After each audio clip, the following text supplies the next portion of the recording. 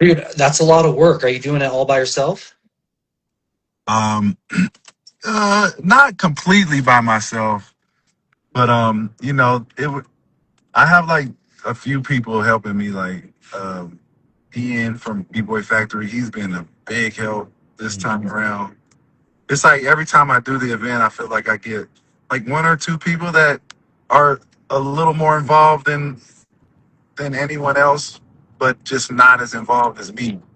Yeah. So I think like really the missing piece for me in curating events and making an offering to the community this way is to just get like one or actually it's absorbed. They're like what's the word? Absorbed in it like I am. Almost like having like an assistant, but now it's not an assistant though. It's just like some one or two people that are putting as much concentration and priority into it as I am. Yeah. It's like like I said, I got a couple of people helping me, but they got a lot of other stuff going on too that where this kind of falls in a different line of priority for them than it does for me. And if I could just get one or two people where it's like equal priority as it is for me, then man, this thing could really do something fun. Right. It could grow. Well, what do let's back up a little bit. Why did you start Freshmode Fest to begin with? And when was the first Fresh Mode? Yeah, we got right into it. Yeah. um, the I started it because essentially, I've been in the hip hop community in Denver in Colorado since like 2001 is when I got really heavy in the mix. I dropped out of college and came back to Denver at 18, 19 years old. And I committed myself to being a part of the hip hop community and developing my artistry. So, being in Denver, there's not, there hasn't been. I think people are trying to change that, but in terms of music industry, there wasn't really a lot of, there wasn't non-existent, it was non-existent. And so like being a hip hop artist in Denver and not really wanting to go somewhere else and build a rap career or whatever, hip hop career, I was like, I saw it more as it's utilitarian almost, like hip hop is utilitarian for me. It's like, damn, now I got a tool to live and survive. And it don't matter where I'm at, I'm going to live. I'm going to use this to live and survive and thrive. And so, we was doing education stuff, being in the schools. I helped Youth on Records start. I had all these things go on. I curating, collabing with Baba Fly and other cats, Pound on Soweto other people, and curating events. And we did the 900 pound gorilla in like the early 2000s, mid 2000s. That's where like Small Boy Funk got his chops and like artists that now like the Free Heavy, that whole world came, and that's like a continuation of the things we were doing.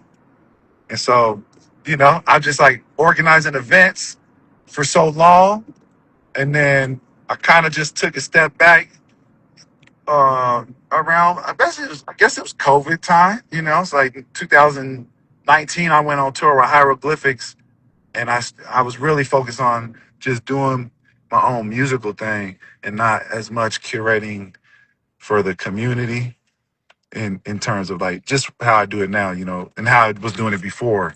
So there was a few years where I was trying to concentrate heavier on my own movement, music, and and then in 2024, so like from 2020, 2019, 2018 to 2024, I was like a little like removed from offerings to the community in a large scope.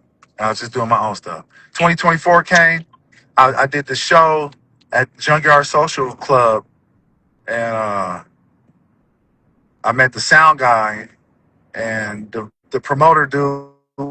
He puts on a lot of different artists, so it's basically just like the format of putting like 10 or 12 hip hop artists on the lineup and making, trying to make something happen from that.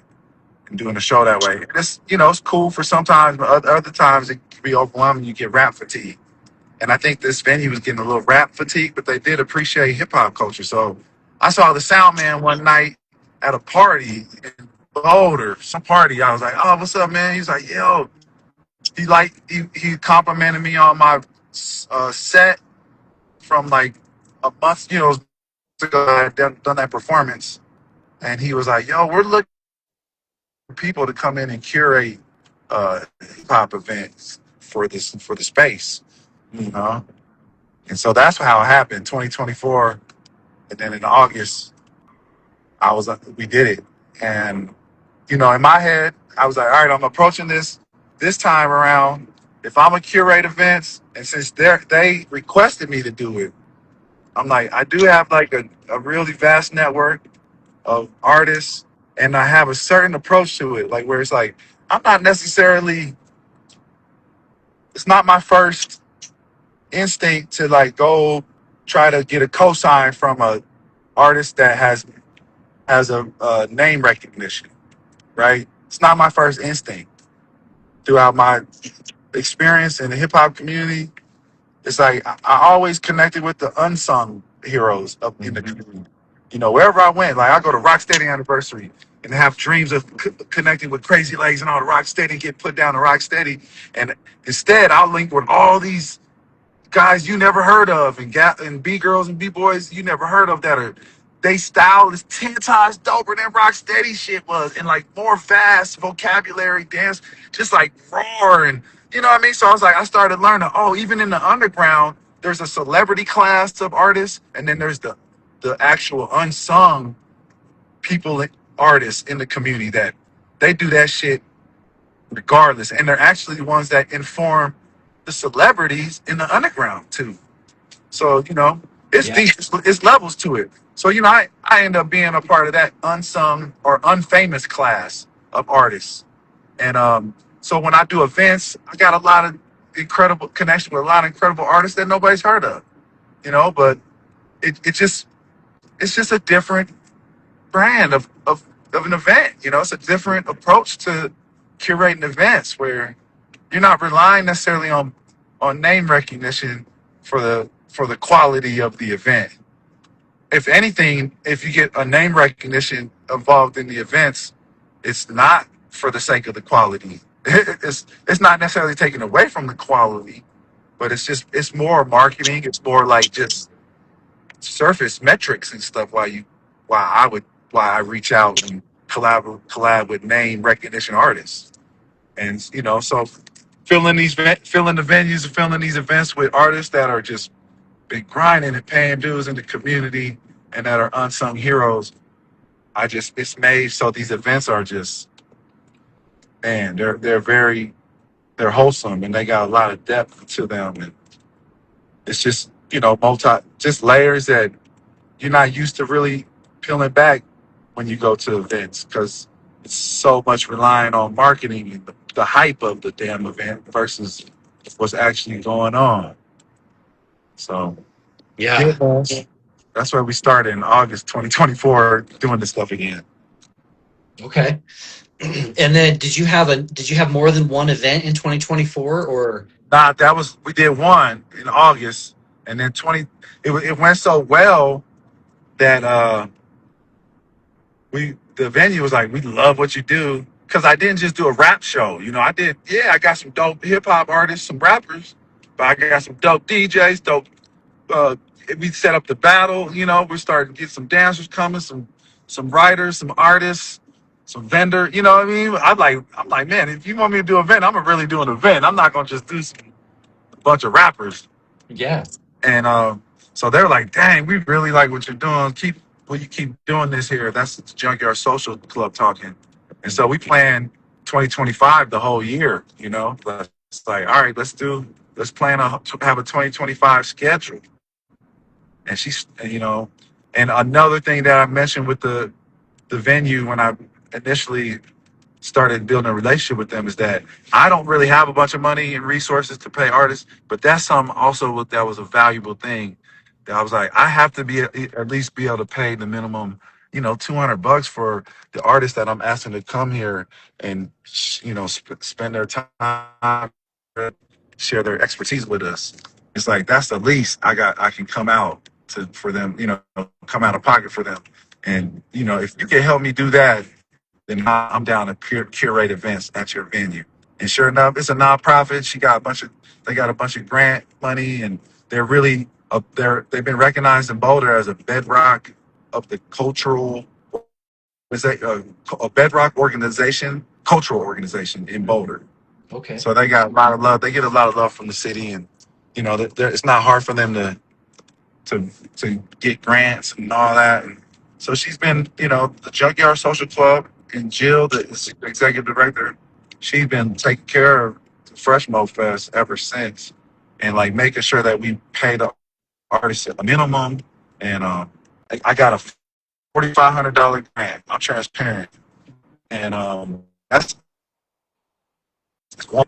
And all of my other festivals, when I do them during the day, the 8 hour joint, like from 12 to 8, the financial talk, it's like it's cost about $5,000 to do one day. So Mm. I'm stretching one day of budget into 3 days of budget. So again, that's what Ian's help, B Boy Factory, Love Languages been a sponsor, and they donated a little bit of money. There's a few organizations that have donated a little bit of resource just to like help stretch it along. And matter of fact, I'm still looking. I'm still accepting donations from organizations just to because we don't have all of. I'm not paying everybody the same way that I usually am able to do. And this is again, this is the conversation that to be had. Is because I'm bringing in name recognition artists that demand more money Hmm. just off the top, and they're not. They just they can't. They don't have that capacity to work with a community organization like me, like us. It's like ain't no corporate sponsor, nothing. Like, we ain't working with big money. I'm actually uh, a unk in the community. I got one more year of being an unk, and then I become an OG in the community.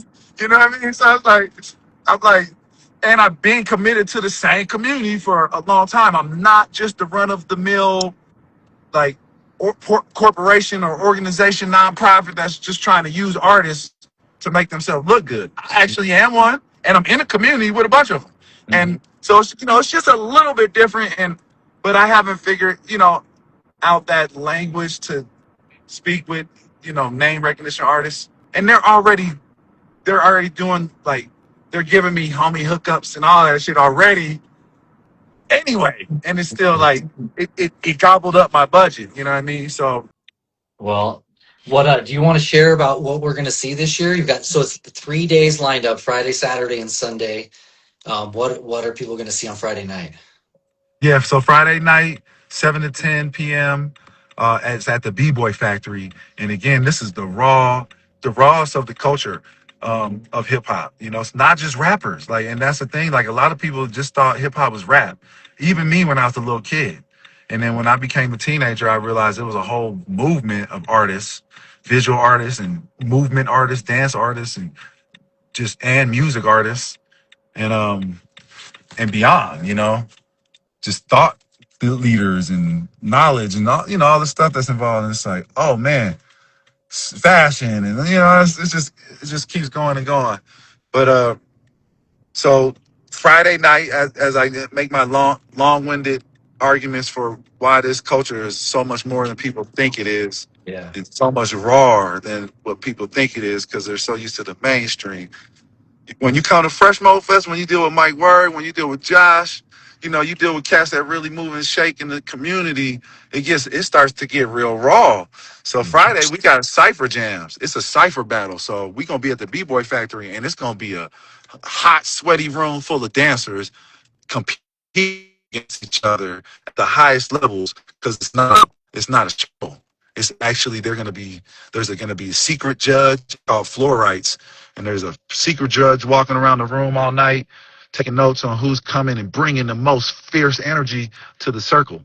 And Sweet. you know, so that's happening Friday, and anybody that gets a get to the Freshmode Fest that's happening in Boulder on Saturday and Sunday gets free access to the cipher, to the and that $500 prize to the winner, whoever gets chosen as the whoever gets the floor rights Sweet. that That's night. nice. If they're gonna get $500, um, it's gonna be it's gonna be it's gonna be a cool night. You know, it's Yes, gonna be that a sounds real cool awesome. night. And then Saturday is when we get going with the Freshmo Fest up in Boulder at the Dairy Center, the Dairy Arts Center, and that's starts at 12. Okay. It's gonna be there's four different spaces. We got the theater, we got the performance theater, we got the film theater, we got the lobby, and then we have outside. So there's four spots for the festival.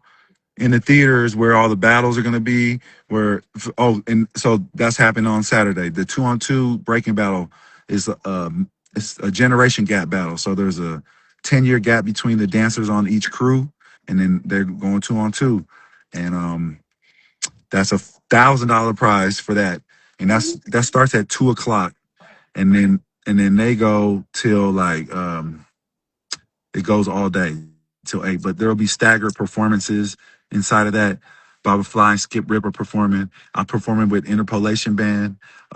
Scheme is gonna do a little vinyl, little breakdown set, I think for about 20, 30 minute little knowledge drop on records.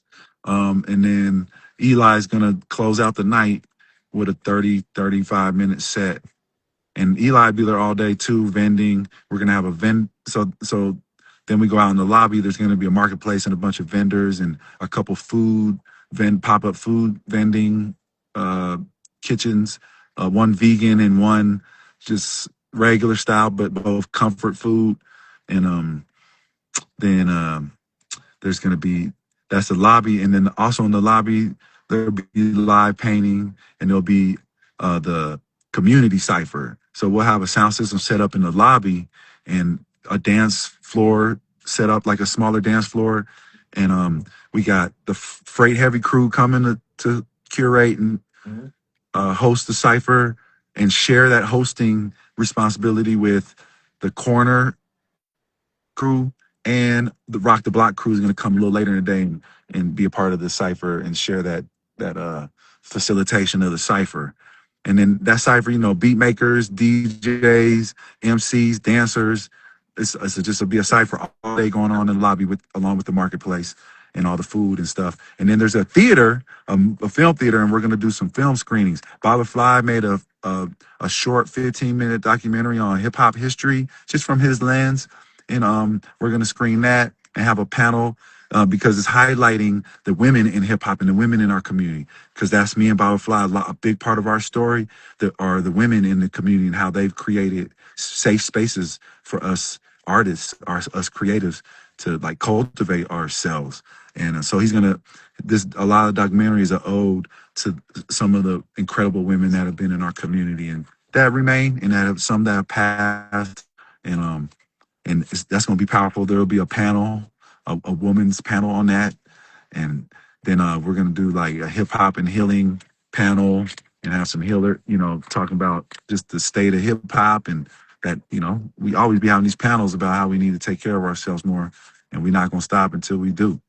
And then we're going to have I'm going to do a screening on this film called Noble Organic Nobility, and it's a film on mushrooms, on truffles, and just the power of mushrooms and how they're powerful to help us transform the world for the better and help us heal the planet and us.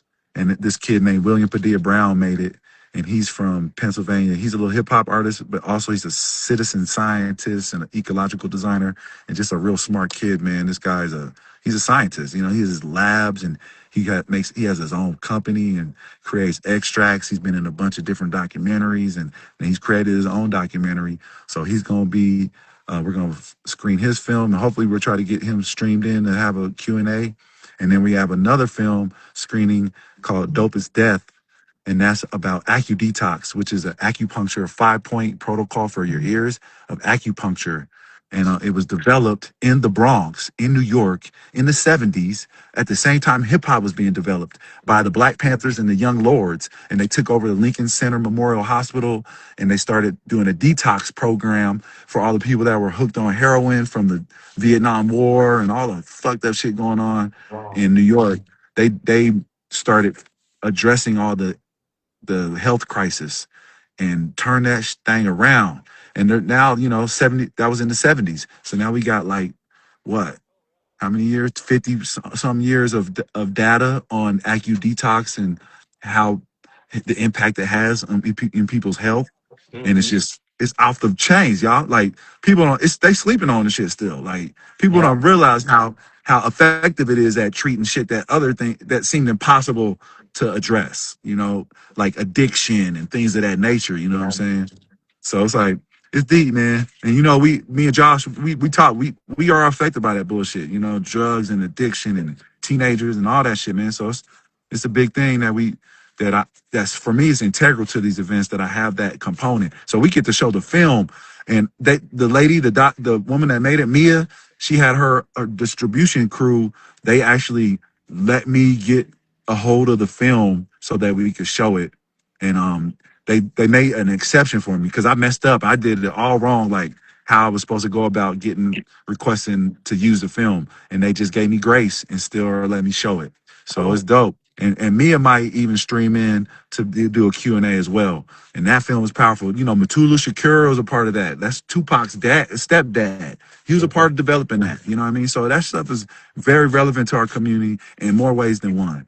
And so, I always had that in the mix, which also means that there's a healing lounge in the theater. So there's like people will be doing AcuDetox in the theater. There's going to be sound bowl healing sessions in the theater.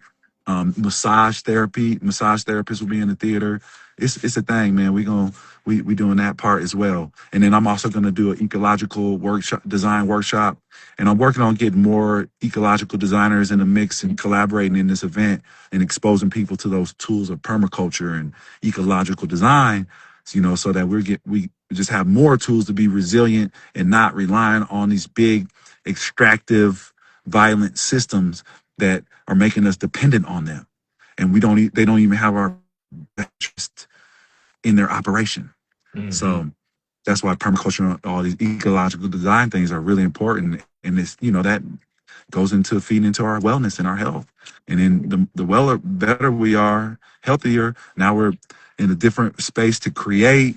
And now, imagine how we can evolve these cultures, like hip hop, to where it's like we started off talking about broken glass everywhere, people hung on the streets, and you just don't care. I got real vision for this community and this culture and this movement that started in the Bronx. I'm not just co-opting this shit for my own bullshit and get my own rocks off, fulfill Hmm. my own ego. I got this long vision for this. So Yeah. that's Freshmode Fest. And then outside, it'll be more food vendors and the food will be out there. And then the live graffiti artists will be out there. And we'll see what artists show up because there's going to be another event going on, a big graffiti battle down in Denver going on at the same time on Saturday. So I got a few of the graffiti writers that are like, it's all good. I'll come rock with you. But yeah, so shout out to Elvis and them too that doing their thing. I love it. I love our culture and our community and all the different artists and the things they be doing. I know you do too, man. You be sharing everybody's stuff. And I do my best to like make the 25, 55 people that be seeing my lives and are exposed to my social media platforms. I make sure that they're exposed to all the other artists in my community that are doing things. And imagine if we all did that. I don't I, see other people doing that as often as it should happen. And I force myself to do it sometimes because I know it's necessary. I know. Sometimes And sometimes I don't want shit, to.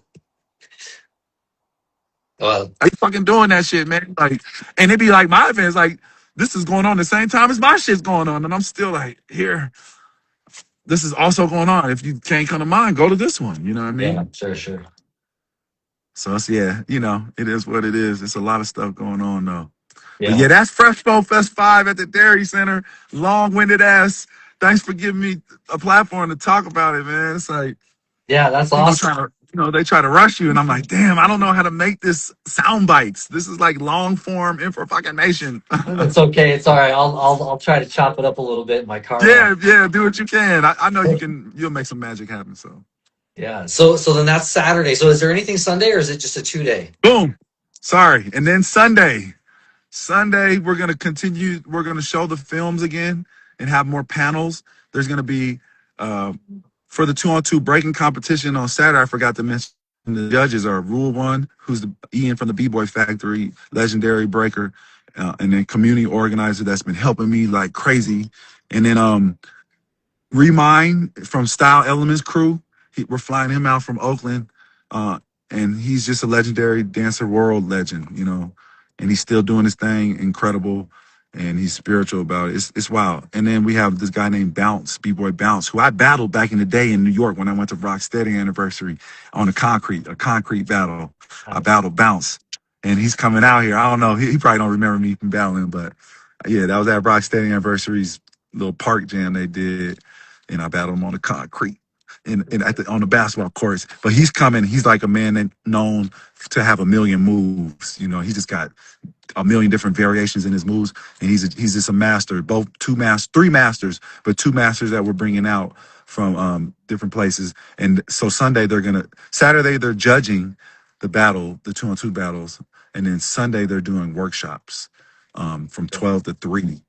So and that's a separate ticket that you get for the workshop for them. And it's going to be at the Dairy Center in the main theater again. And then we'll be showing films, like I said, and there'll be a community cipher and marketplace outside and the live painters outside doing their thing still.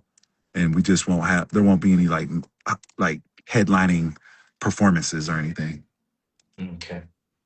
Cool. Cool. Cool. Yeah. I want to give you your flowers, dude. I honestly, like, you asked me to do the interview. Most people have been asking me, so like all the people I want to interview, I have to keep, you know what I mean? It's like I don't know how to skip. I'm still learning how to balance it all. Yeah. But dude, like when we went to a couple of your events at Two Moons, I could tell like how good of an organizer you are just by how many people were there. Um, they were packed. Everyone was happy. They were drinking. They were participating. And there's a lot to be said about that, dude. Because honestly, I go to a lot of events where there's two people, and I'm one of them. And so for you to Right, be able right, right. to pull people together, get everybody on your team, delegate. I know you're asking me to share your stuff, so I'm sure you're asking everyone, and everyone sharing, and all the sharing like eventually culminates into this like fantastic event. So kudos to you. You have so much energy, so much positivity, and like I think people are real drawn to you. I know I've been drawn to you since like I first met you. So Thank you, brother. Man, I feel the same about you, man. You just got a lot of energy and positive and just warm. And, you feel safe to be around.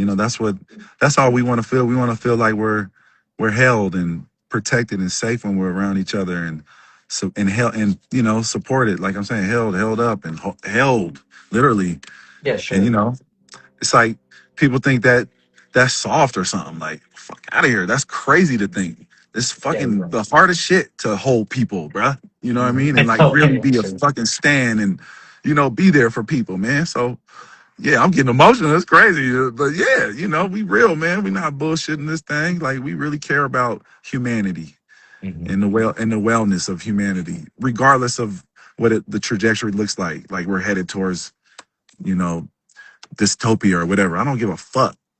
I still that doesn't change that I care and love humanity, Mhm. and I'm gonna do my part to take care of us, and myself along with it and everybody that I love and Mhm. motherfucking strangers and everybody.